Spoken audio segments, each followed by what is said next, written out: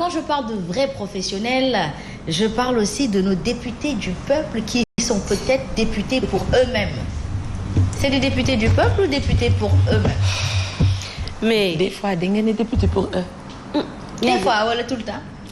Pour ne pas les indexer exactement. Pour ne pas rusloo mag ñi fa nekk. voilà tamit. dëgg la da ngaa yaru ndes. wala soxna Fall. xale bu baax nga amee cër moo koy may boppam en tout cas du ñu mettre ñëpp ci dans le même sac mais da ngay dégg ñu fal la nga ni man député diw ma fi tax a toog. diw ma fi tax a toog kon c'est-à-dire que ni diw lu ko arrangé da nga fay def xëy na lu ko arrangé doo ko fa def parce que politique bi ñu jiital ci suñu instance yi moo ëpp doole que li nga xamante ni si xëy na moom mooy wareef bi ñu fa waroon xaar ak li nga xam ne moom lañ doon xaar ci ñoom ñu daal di koy def on a beau crier on a beau parler muy askan bi muy taskatu xibaar muy koo xam ni porteur de voix la muy koo xam ne il a son mot à dire citoyen sénégalais nga parce que tamit mbir mi kenn moom ko ñëpp ko bokk ku ci nekk am nga ci faama loo ci mën a wax ak loo xam ne xëy na sa xam-xam fa lay yem te fa ko war a yemale même si bu fekkee ne ku ci ne parfois di nga wax peut-être li nga jàpp ni loolu nga xam te xëy na du demee noonu mais lu ni fàng kenn du ko jeex fam loo xam ne c'est visible te loolee la ñuy dund te amoon nañu yaakaar rupture dina am ci xëy na ñenn ñi mais niñ ko foogee woon daal demewul noonu ba tey jilee justement ci rupture boobu la ñuy descendi mu nekk une grande actualité mën nga see bokk Seydina Ousmane ndax ci askanum Sénégal nga bokk xam naa ni au fur et à mesure boo amee looy waxtaanee tamit ñu mën ko waxtaanee alors député du peuple boobu wax nga rupture bi ñu gisee ni article 87 boobu président Macky Sall proposé woon ci lu ëmb loi yooyu noonu ak réforme ak modification yi ñoom dañoo bennoo doon benn sayu bale ni takk bale fi li nga xamante ni moom boobu les propositions pourquoi on n'arrive pas à retrouver certes nag dans tout il y a de l'intérêt personnel mais pourquoi l'intérêt du peuple de la citoyenneté sénégalaise ne prime pas au-dessus de leur intérêt moi fondamentalement c'est ça ma grande question est-ce que ils jouent à un cinéma au sein de l'hémicycle à se jeter des pierres à chaque plénière pour épater ou appâter les Sénégalais ou se faire mieux voir en se clashant est-ce que c'est ce qu'il y a derrière Famaba parce que il faut pas non plus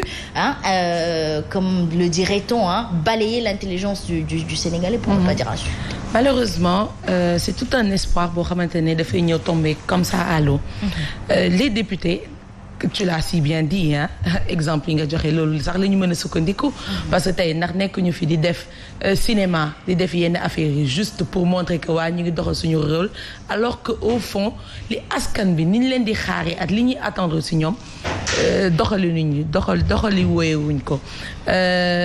léegi tribune wax naa ko léegi sëgg lire ko tribune député du peuple ou député de leur intérêt xam naa ne tey bi ñu doon def benn vox pop moom tàll micro yi député bu nekk at goxam dana la ne askanam amu ci gisul intérêt ci li nga xamante ne ki leen fa représenté défendre ne leen ko donc disons plutôt que ils sont députés de leur intérêt ak tey yi nga xamante ne am na fi peut-être soxna dina ci gën a mën a dellu si ñu échange ci. Inch'Allah parce que lii dafa am solo ñu def taxaw seetlu ci li ni mel parce que il faut pas non plus prendre les Sénégalais pour des illettrés ou des ignorants. Sénégal daf ñu ñor te yaakaar naa ni surtout waxatuma sax local mais bi ñu jugee ci local yi jublu législative liñ ci gënoon a namm mooy rupture bi lu tax ñu namoon ko mooy dañ daan gis à l'hémicycle justement de l'Assemblée nationale ay xasante ay saagante ay intérêt propre ay intérêt crypto personnel quand tu entends des députés qui te disent à moins d'1 an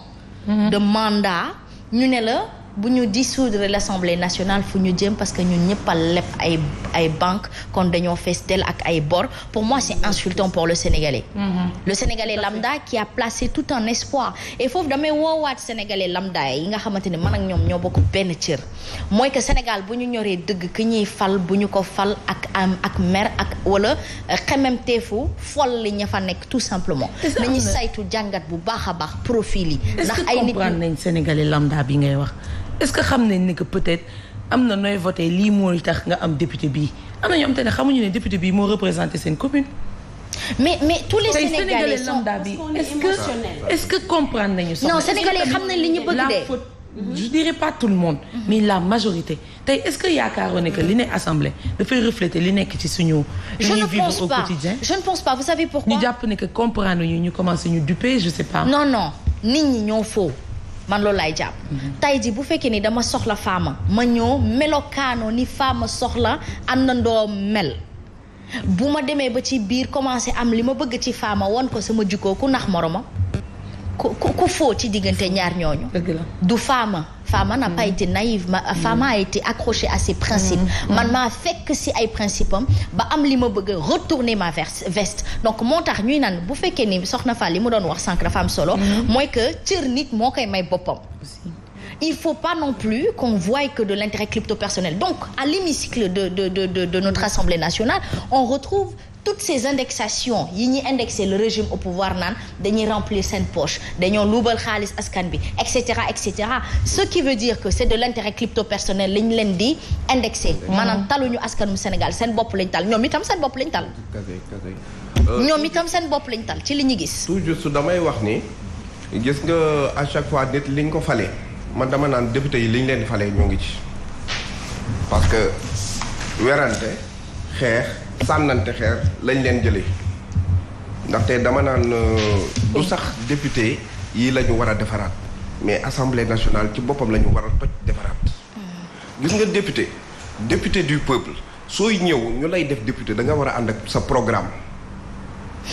encore une fois de plus programme sa programme nga war a àndal mais député yaa ma neex rek la ñu mën a am biir assemblée nationale moo fi war a jeex na malheureusement comme li ma wax sànq rek bu fekkee ne diw ma fi indi lu diw indi damay xam baax na baaxul loolu lay def lan mooy rôle député xam nga boo tojee assemblée nationale te soppiwoo tam nit ñi fay dugg du am benn coppite dafa nekkoon wala lu ko yées rek nga fay daal di fekkaat parce que ñoom jàpp nañu ne waxante lu bon defante lu benn xasante pànk loolee moom moo la ciy génnee affaire nappante lañ ko jàppewuñu ni dañoo war a def ay proposition de loi yoo xam ne wala peut-être bu loi ñëwee ñu xool te la nga xam ne mooy njariñu askan wi wala xool ni que damaa fare parti bi ak bee ak bëlee lii askan bi buñ ci parce que quoi qu'on puisse dire li wax ji di bari bu fekkoon ne ne serait-ce que une majorité ñi ngi def seen rôle la leen war ci assemblée nationale askan bi dina ci sentir boppam mais si toutefois lañ doon gis xëy na démb yaakaar ni tey bu ñëwee dootu fi am loolu la ñu gisaa wala lu koy yées dañuy jàpp ni ku ne sa bopp nga fa nekkal ak di neexalaat parce que tey si suba bi ñuy càmbar boobule waxtaan ak ñoom Simon dañoo xamal ni kenn ku ci nekk am na parti wala coalition boobu bootu ba yegg si assemblée nationale kon am na loo xamante ni peut-être boo nekkee décisionnaire c'est à mi-parti mais non ci beneen pàcc mi des mooy li soxna wax moo di que dañu war a góorgóorlu ba gis ne même dans leur propre intérêt il faut y voir l'intérêt du peuple et aujourd'hui c'est ce qu'on reproche au régime au pouvoir régime bi fi nekk lan lañ koy joxoñe baaraamu tuuma ay ñooñam lay fal ay ñi ka neex lay defantel ay opposition bi daf leen bëgg teg ay ndëgg sërxal pour boppam pour mucc ci boppam pour luubal xaalisu askan wi je fais une petite analyse en rappel de l'idéal du Sénégalais lambda loolu lañ ñu jaay da ngay gis ñaar ñoo xamante ni dañuy génn xeex faay sàndante ay kaddu ci ay kàllaama yu ñagas mais ëllëg nga gis leen pour leur intérêt crypto personnel ñu mën a booloo bennoo nekk donc quelque part on a vu le cas de Pape Djibril Fall quand il a voulu être seul ñu ne ko déedéet kon yow àndoo ak askan bi fexe ba jaxase ko ak opinion publique ak li ni mel est-ce qu'on ne peut pas arrêter pour une fois pour l'amour de Dieu cette manipulation autour de nos désirs crypto-personnels parce que bakkanu bopp la kenn ku ci nekk sa bakkan moo la téye ci li nga nekkee dénk ka nga wóolu dénk moom ka nga wóolu mais dafa am ci dénkaane boo xam ne maanaam compétence da caa am solo ki mën nga war a dénk mais bu dénk ki nga xam ne xëy na moo la jege wala moo la amal njëriñ wala nga jàpp ne mën na la indi njëriñ mooy mettre la personne à la place qu'il faut du ñàkk ci ñi nga xam ne ñoom nga wóolu am na koo xamante ne si am na compétence bi mais du question yaa ma neex manipulation yi tamit asma askanum Sénégal on est assez majeur man ki jàng ki jàngulu ci yem ku ci nekk am nga xel parce que ku ci jàngul ku soriwul ci l'école ba rek am na ci ñoo xam ne sori nañ ci alxuraan ba am na ñoo xam ne yàlla dogalul xëy na ñu jàng ci ñaar yi waaye am na lu ñu jàng ci askan bi ci seenu yar moo xam seen biir kër wala ci seen koñ wala fépp fu ñu mën a nekk ku ci nekk am nga xel booy xalaatee te fu fas du daw rek xel moo fay daw askan bi ñoo war a am fayda gu toll ne am matukaay gu toll ne jamono ji fu ñu toll ci àdduna ñu bañ a nangooti kenn di ñëw di leen yóbbuwaat ginnaaw reculer nañuy wut ñoo xam ne da leen avancé loo buñ la fi tegee lañ doon xaar ci yow gisuñu ko ñu jëlee la fa teg sa morom. déjà est-ce que oui allez-y. votu député ñaata nen député nga nekk 5 ans déjà 5 ans dafa bëri. merci beaucoup Fama ci fenn. merci nit mën na ciy gis lu ko metti xaar juróomi at mu perdre ko comme ça pour lan parce que day xaar 5 ans yi mat ñu mën la fay jëlee. parce que defuñu seen rôle ci 5 ans yi defuñu mais. xam nga loolu tax ñu naan système bi. moo war a changer. parce que lii ba tey ci système bi la. ci système bi la bokk. ba tey nit ñi mentalité bi dupe boobu noonu dox ci xelu nit ñi loolu moo nekk gum ba tey ci suñu bopp moo nekk gum ci ñun. moo tax ñu naan le changement du système. di ko xaar ci peut-être président Ousmane Sonko. di ko xaar peut-être ci président Bougane Gueye Dany di ko xaar ci ñi nga xam te ñoom ñooy futurs yi. pour lan ñu am espoir ci ñoom ne que pour ñu ñëwee dañuy changer lii nga xamante ne buñ la tegee da ngay ne lekk laay njëkk def sama bopp laay njëkk. fowukaay sax lañ ko jàppee. parce que tu vois des gens ku génn ni ñoo ko déclaré guñ ko koo gis mu ne candidat la. parce que jàpp nañu ne suñu institution bi nga xam ne mooy fexe ba jiite réew bu Sénégal ay fo lañu ko jàpp te du fo. justement non seulement du fo mais Fama Ba wax nga lu am solo mooy que Assemblée nationale man ci li ma ko xam. mooy ci li mu war a doxee. mooy ñoom ci seen bopp bu ñu war nañu mën a tëgg loi waxoon naa ko pendant les locales tëgg loi boo xamante ni ku waroo ak li tax ñu fal la. ci sa doxalin ñu wàcce la. c'est-à-dire c'est vraiment ça. day fekk ñu war a def bëgg a defar. waaw d'accord mais moom laay wax ne la Assemblée nationale ci boppam. dafa war a summi mbubbu appartenance politique am bu nekk au sein de l'hémicycle di représenter tout un peuple boobu da ko war a jaral boppam ba nga xam ni bu fa toogee dañuy càmbar benn loi bu leen di rétrograder wala di leen punir wala di leen sanctionner wala di leen dindi ci seen ay poste si toutefois ki moo xam maire moo xam député moo xam président ci kaw nga waroo ak sa askan moo xam ci kaddu ak ci digle il faut faire des programmes et des promesses de campagne yi nga xamante ni moom la ñuy amee baatu askan wi des promesses réalisables. Si ce n'est pas réalisable il faut demander justificatif il faut que bu ñuy waxee souveraineté appartient au peuple ñu mën ko fësal ci yi ni mel la ñu koy fësalee di ko firndeel bu dul loolu le peuple sera toujours en continuelle utilisation à son propre intérêt ça fait mal quelque part d'en parler. injustice bi rek président assemblée naka lañ koy voté naka lañ koy tegee. majorité bi mooy ñu ëppale en soxna te gouvernement bi bu ëppalewee ba ëppale député ba ñu fal ci président xam nga ne déjà ca président ba rek mën nañu mais mentalité yooyu moo tax ma ne yooyu loolu rek injustice ci biir la dañ la fal ci benn mouvance xëy na présidentielle que tu dois t'affiler à cette mouvance quoi tu es là-bas pour le peuple par le peuple maanaam nga dugg changer waaye boo duggee yaa ngi wax ay Coura Macky mais laata may yegg si yooyu les profils man ragaluma de aywa mi ngi noonu noo def Arona yaa ngi am jàmm yaa ngi waaw kay mi ngi noonu aywa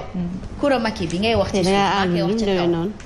mais tey da nga àll de nu mu demee noonu. non parce que xam nga lan la sénégalais yi ay dañoo mérité plus que ça. moi je pense que fii boo fi toogee xam nga au début da ngay classe am na léeg-léeg sax ñu lay bind commentaire naan la il faut être classe mais on n'a pas besoin d'être classe quand on a mal. on taluñu raffiné boo fekkee ni am nga lu la métti mais non nag l'élégance c'est une posture et ça se retrouve dans tout mais pour revenir au vif du sujet bi ñu leen falee ñu dugg hémicycle gis seen adversaire politique indi ay ñoo xamante ni tey sa dëkkat lañ leen di woowee ay waxkat aucune compétence mais vraiment bu leen mën a permettre ñu mën a toog foofu ci la ñu war a def très attention xam na ni man boo ma tegoon léegi nga mettre ma en adversité avec quelqu'un dans ma considération qui est moins équilibré que moi qui est moins pertinent qui est moins réfléchi que moi je me tais c'est-à-dire je ne rentre pas dans ce système de combat face à laquelle tu veux me mener parce que tout simplement je sais que j'y vais à ma propre perte je peux pas être plus valorisant que cet adversaire et vouloir me combattre avec elle ou boxer dans le même ring que cette adversité donc loolu yëpp nañ ci bàyyi xel bu baax a baax lañ ci mënee jàpp daal mooy que CREI yi dissoudre nañ ko. ñoom dañu wax. nee nañu léegi nag remplacer nañ ko ak pôle judiciaire et financier pour des contrôles financiers donc moom nee nañ day yóbbaale dossiers yi nga xamante ni moom la CREI yi amoon dañ koy yóbbu. comme que tas nañ ko kay il faut ñu yóbbu ko quand on parle de financier dafa war a nekk loo xam ni mbirum xaalis koppar da ci war a feeñ bu baax a baax mais tas indiwaat li ci am solo rek mooy la tax ñu defar ko la tax ñu ko cay xaar loolu nañ ko fa def bu mu neewoon loo xamante ni si dañ koy defar juste pour xëy na àtte benn adversaire politique wala sonal benn adversaire politique wala nasaxal benn adversaire politique ça n'a pas de sens amul lu muy yokk ci askanum Sénégal xam nga lan mooy mbir mi na ci ñëpp yam na àtte bi yam ci ñëpp moo xam nga fare wala farewoo muy loo xam ne askan bi liñ ci moom muy seeni